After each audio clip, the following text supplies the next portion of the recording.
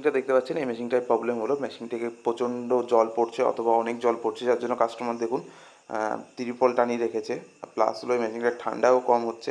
আমি যে দেখছি মেশিনটার এই কোণা দিয়ে জল পড়ছে টপ টপ করে, ভালোই জল পড়ছে। এটা আমি বুঝতে পারলাম এটা ওভারফ্লো হয়ে জলটা হয়তো পড়ছে, তার জন্য দেখুন আমি কভারগুলো খুলে নিচ্ছি। খুলে নিয়ে ফার্স্টেই আমি জল লিকেজটা ঠিক করব, তারপরে এই মেশিনটার প্রবলেম হলো যে ঠান্ডার, আর এই দেখতে পাচ্ছেন টপ টপ করে জল পড়েই যাচ্ছে, আর এই দেখুন ট্রেটা ভরে গেছে যার জন্য এই জলটা পড়ছে।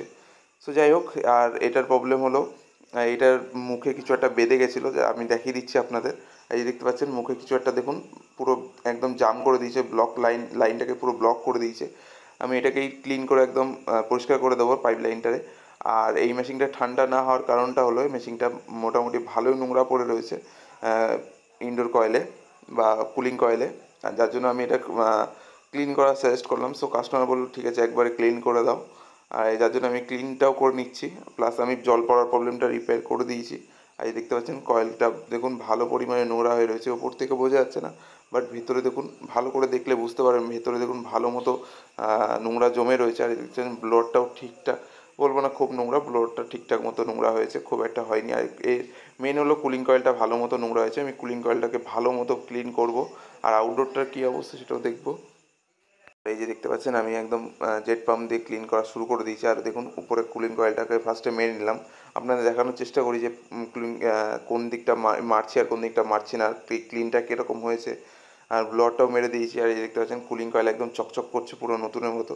লাস্টেও আপনাদের দেখাবো। আর এই দেখছেন ব্লোয়ারটাও দেখুন, এটা এর থেকে বেশি ক্লিন হচ্ছে না, অথবা আমি অনেকবার ট্রাই করেছি, এর পুরো নোংরা হয়তো নেই, বাট এটার কালারটাই ওরকম হয়ে গেছে, নোংরা একদমই নেই। কালারটা ঠিক একটুখানি ডার্কেশ হয়ে গেছে, কারণ এর 10-11 বছর বয়স মেশিনটা। আর এই দেখতে পাচ্ছেন আউটডোরটা কোনো রকম নোংরা হয়েছে, মানে খুবই কম বলতে পারি, অথবা খুবই কমই নোংরা বলতে। তাও আমি আউটডোরটাকে ক্লিন করে দিচ্ছি যাতে যেটুকু নোংরা হয়েছে সেটুকু যেন না থাকে। আর এই যে দেখতে পাচ্ছেন আউটডোরের প্রত্যেকটা জায়গায় আমি ভালো করে ক্লিন করছি, সামনে পেছনে উপরে নিচে যেখানে যেখানে যেখানে নোংরা আমি দেখছি সেখানে ক্লিন করে দিচ্ছি। আর এই যে দেখতে পাচ্ছেন আমি প্রত্যেকটা কভারও ধুয়ে নিলাম, ধুয়ে নেওয়ার পর এবার ভেতরে চলে যাচ্ছি। তো চলুন ভেতরে নিয়ে যে আপনাদের দেখাচ্ছি আমি কভারটা খুলে যে কীরকম কী নোংরা বেরিয়েছে, আর এটা নতুনের মতো হয়েছে কিনা। এই দেখতে পাচ্ছেন আমি দেখানোর চেষ্টা করছি, দেখুন পুরো একদম মোটামুটি 11-12 বছর মেশিনটার বয়স, বাট দেখুন ক্লিনটা কত সুন্দর হয়েছে কুলিং কয়েলটা। আর ব্লোয়ারটাও দেখুন একদম ফার্স্ট ক্লাস ক্লিন হয়েছে। আর আগেই বলেছি ব্লোয়ারের কালারটা ওরকম একটুখানি। আর এই দেখতে পাচ্ছেন কুলিং কয়েলটা দেখুন একদম চকচক করছে। আর এই দেখতে পাচ্ছেন আমি মেশিনটাকে কভারগুলো লাগিয়ে দিয়ে মেশিনটা চালিয়ে দিচ্ছি, মেশিন একদম চিল ঠান্ডা হাওয়া দিচ্ছে, আর জলেরও কোনো প্রবলেম নেই, সেটাও আপনাদের দেখিয়ে দিচ্ছি।